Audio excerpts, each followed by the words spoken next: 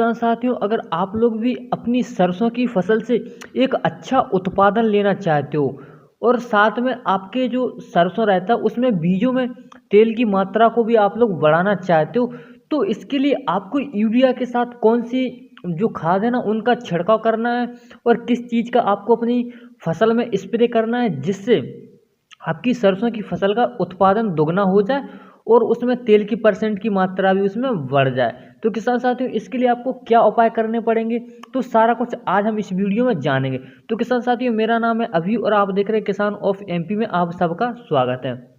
तो सबसे पहले मैं आपको बताऊं कि जो फसल रहती है ना, सरसों की फसल रहती है, तो उसमें सबसे पहले एक सिंचाई जरूरी रहती है। तो वो सिंचाई आपको कैसे करनी है, उस सिंचाई से क्या फ़ायदा होने वाला है, तो किसान साथियों उस सिंचाई से जड़ें जो है ना, जड़ें मजबूत हो जाती हैं, ठीक है।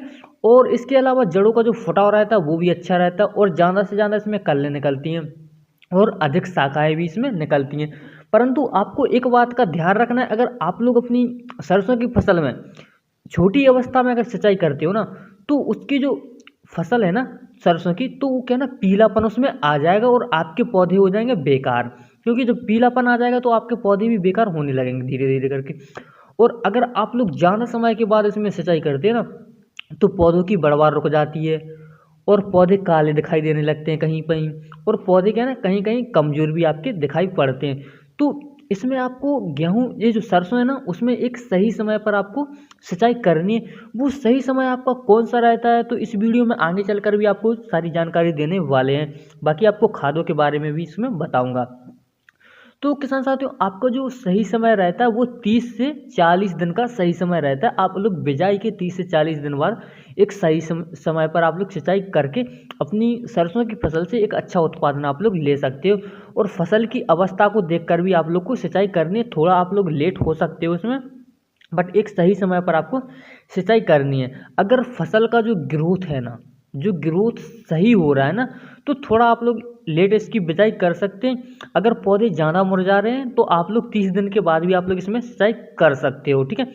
अब जो आप लोग सिंचाई करते हो ना, तो सिंचाई आपको एक सही समय तो आपका हो गया है, बट इसमें क्या है कि आप लोग को सरसों की पहले निदाई और गोड़ाई कर लेनी है, फिर ही इसमें आपको पानी देना है, यानी सिंचाई करनी है, ताकि आपकी जो सिंचाई का जो पानी रहे ना, वो सीधे जाके आपकी सरसों के पौधों को मिले, ना कि खरपतवारों को। और तभी आपको खाद देना है, यानी आपको निराई और गुड़ाई करने के बाद ही इसमें खाद और पानी का प्रयोग करना है, ताकि जो खाद और पानी रहे वो खरपतवार बीच में ना ले, सीधा जा करके हमारे सरसों के पौधों को मिले और वो अच्छा ग्रोथ करे, अच्छा बढ़वार करे और एक अच्छा उत्पादन देंगे हमारे लिए, ठीक है सर भाइयों। तो अब देखिए, हमारे सिंचाई का हो गया। अब सिंचाई के साथ आपको कौन सी खादों का प्रयोग करना है, ठीक है। तो सबसे पहले आप लोग को एक बात का ध्यान रखना है कि जो आपने बुवाई की थी ना, तो बुवाई के समय आपने कौन कौन सी खादों का उसमें प्रयोग किया है, जैसे कि डीएपी या एसएसपी या पोटास या जिंक या सल्फर, यूरिया, किन खादों का आपने इसमें उपयोग किया है।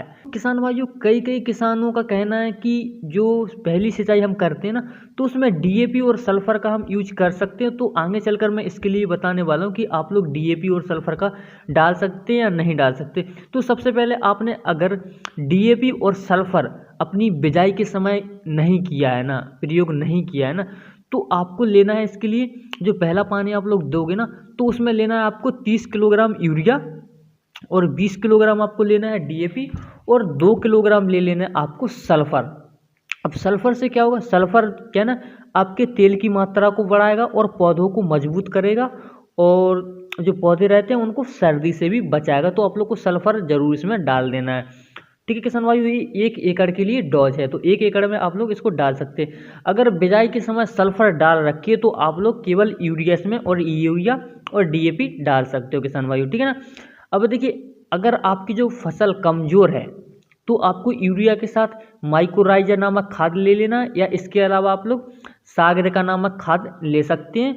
ये खाद फसल के संपूर्ण जो जितने भी पोषक तत्व रहते हैं ना, सारा का काम करती है, यानी पोषण संपूर्ण महत्वपूर्ण इनको पोषण देती रहती है, क्योंकि इनमें पौधों के विकास के लिए आवश्यक सभी पोषक तत्व मौजूद रहते हैं।